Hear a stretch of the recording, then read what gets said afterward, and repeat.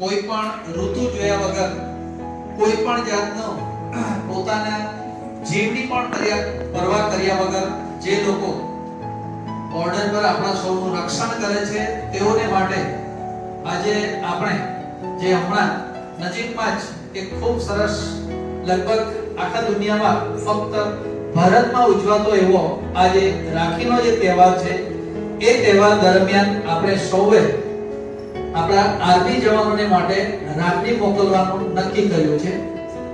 આજના આ પ્રસંગમાં સૌપ્રથમ શૈક્ષણિક director Shrimati doctor Ritaben Phulwala, supervisor Shrimati Hemlataben, Deepakbhai, Maheshbhai તથા વિદ્યાર્થી મિત્રો, દુનિયામાં એવો કોઈ દેશ નથી કે જ્યાં આગળ ભાઈ અને બહેનનો જે નિર્દોષ પ્રેમ છે એના માટેનો કોઈ તહેવાર હોય. આપણે ત્યાં લગભગ દરેક પ્રકારના તહેવાર છે, દરેક ઋતુમાં તહેવાર છે. ઋતુઓને આધાર રાખીને આપણે આખું જીવન નક્કી કર્યું છે. સનાતન હિન્દુ ધર્મમાં પ્રકૃતિને ઓળખીને આપણે જીવીએ છીએ, પ્રકૃતિના આધારે તહેવારો ઉજવીએ છીએ. તેમાં આ જે 19 તારીખે 19/8 જે રક્ષાબંધનનો તહેવાર ઉજવી રહ્યા છીએ, તો એનામાં આપણે એવું નક્કી કર્યું છે કે જે લોકો પોતાની બહેનને મળી શકતા નથી, ઘર સુધી પહોંચી શકતા નથી, તો તેઓને આપણે આખા સુરતમાંથી, ગુજરાતમાંથી વિદ્યાર્થીનીઓ એ આર્મી જવાનોને પોતાની રાખડી મોકલશે, જેનો એડ્રેસ ને તે બધું થઈ ગયું છે, પરંતુ એની સાથે આપણે આપણી લાગણીના થોડા શબ્દો પણ મોકલીશું તો એ લોકોને ખ્યાલ આવશે. બીજી વાત, મેડમે જે હમણાં કહ્યું તે હિન્દીમાં જ લખવાનું છે, કારણ આખા દેશમાંથી જો કદાચ આ કાર્યક્રમ હોય અને લાખોની સંખ્યામાં જ્યારે પોસ્ટકાર્ડ મેસેજીસ ત્યાં પહોંચતા હોય તો એ ગુજરાતી વાંચનાર કેટલા, એટલે હિન્દીમાં અને સાથોસાથ આપણું સરનામું પણ એમાં હોવું જોઈએ કે ક્યાંથી આવે છે. એડ્રેસ પણ તમને આપવામાં આવ્યું છે, તો એડ્રેસ પણ એકદમ ક્લિયર, મતલબ કે છેકછાક વગર લખવાનું છે.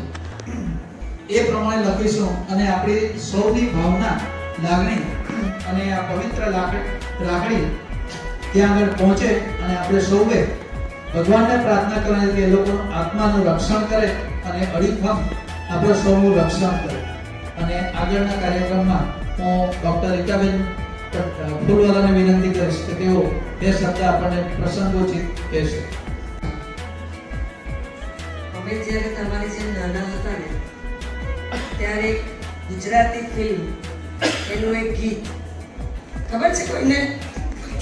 નથી ખબર, પણ આજ પ્રવીણ સર તરફ બોલ્યા, કોણ હલાવે લીમડીને કોણ ઝુલાવે પીપળી, બાયડી બેની લાડકીને બાયડો ઝુલાવે લાડકી, બાયડો ઝુલાવે લાડકી.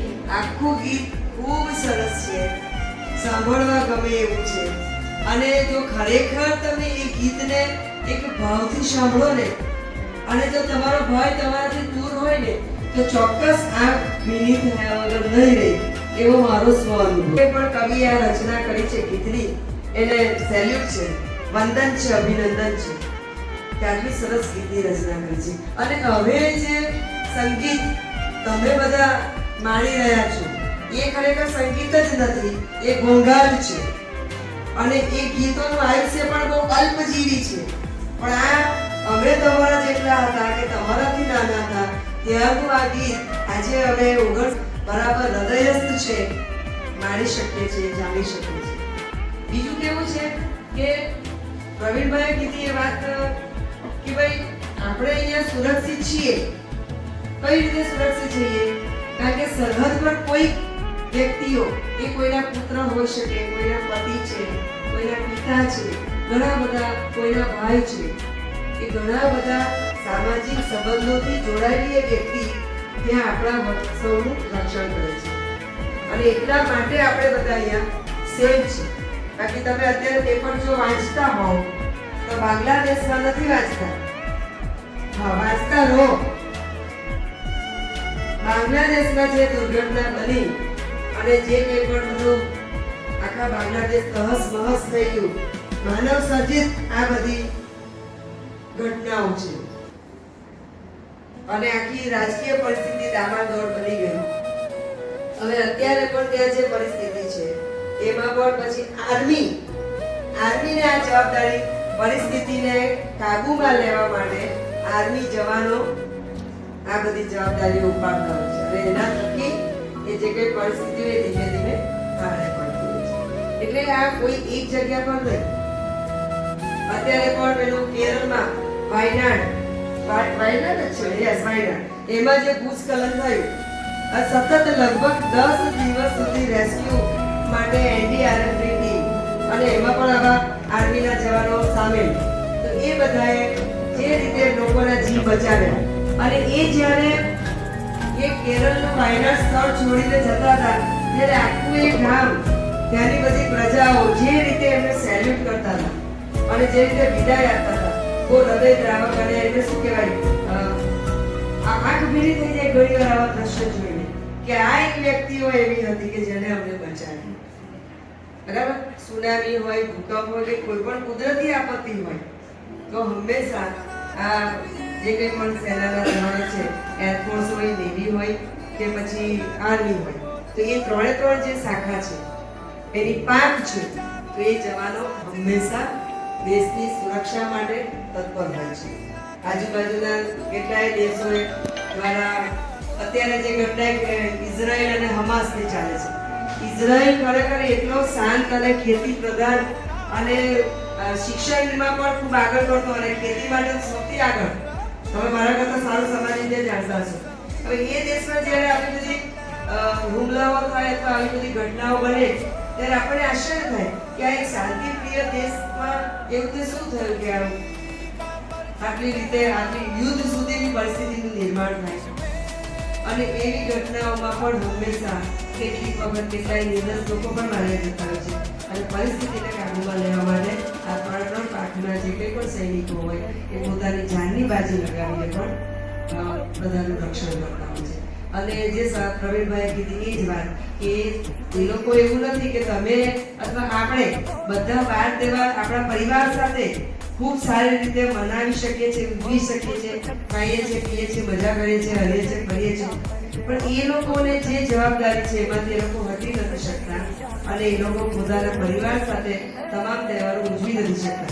ઇવન ઘણી વાર તો નાનું બાળકનો જન્મ થવાનો હોય તો પણ એ ત્યાં હોય. બાળકનો જન્મ થઈ ગયા પછી 2 વર્ષે જ આપણે જે એક પરિવારનું સન્માન કરેલું એ પરિવાર એવી બાળક 6 મહિનાનું થયું જ્યારે એનો જન્મ થવાનો હતો ત્યારે એના ફાધર એ ત્યાં સરહદ પર જે કંઈ પણ એની જવાબદારી હતી એ નિભાવી રહ્યા હતા અને બાળકના જન્મ થયા પછી પણ વિડીયો કોલ પર કદાચ બાળકને જોયું હોય કે રમાડ્યું હોય પણ જાતે એ રમાડવા નથી. જન્મ લગભગ એપ્રિલમાં કે માર્ચમાં થયેલો હતો અને આવવાના હતા ત્યારે એ જૂન મહિનામાં કે મે મહિનામાં એ જે યુદ્ધમાં અથવા તો જે રીતે સરહદ પર રક્ષણ કરતી વખતે એમનું ગોળી વાગવાથી અવસાન થયું.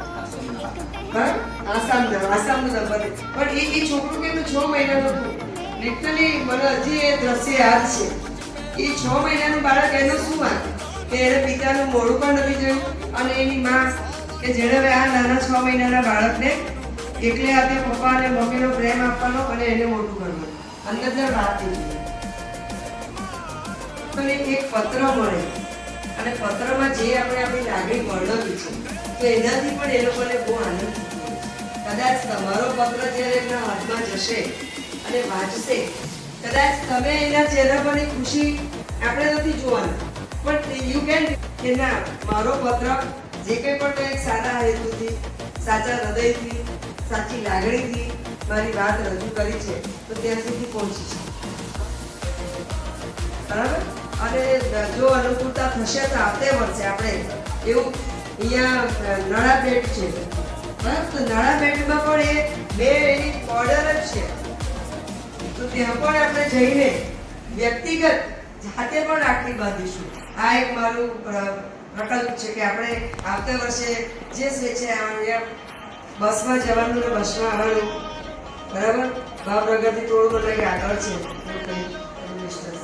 પણ એ 500 કિલોમીટર કે એટલા જ અંતરમાં નળાબેટ આવેલું છે તો ત્યાં આપણે જાતે જઈને રાખડી બાંધીશું.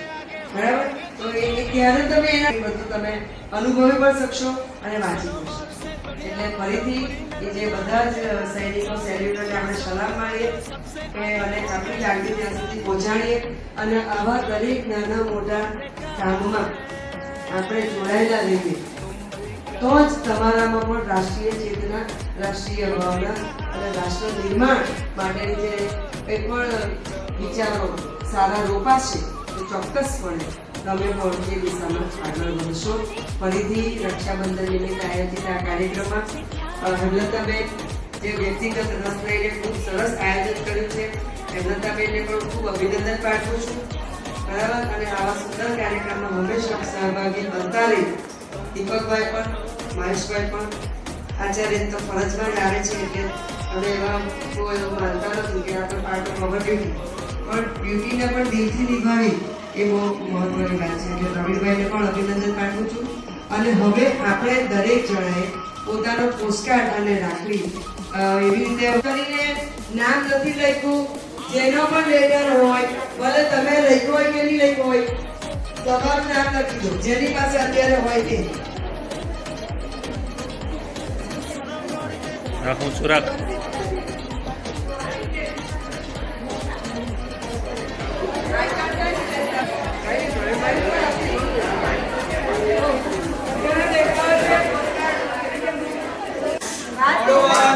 આ ઓડિયો ઉતરે છે, વાત નહીં. ધીમે જો મેડમ લોકો પકડ્યા છે ને એ પ્રમાણે પકડો.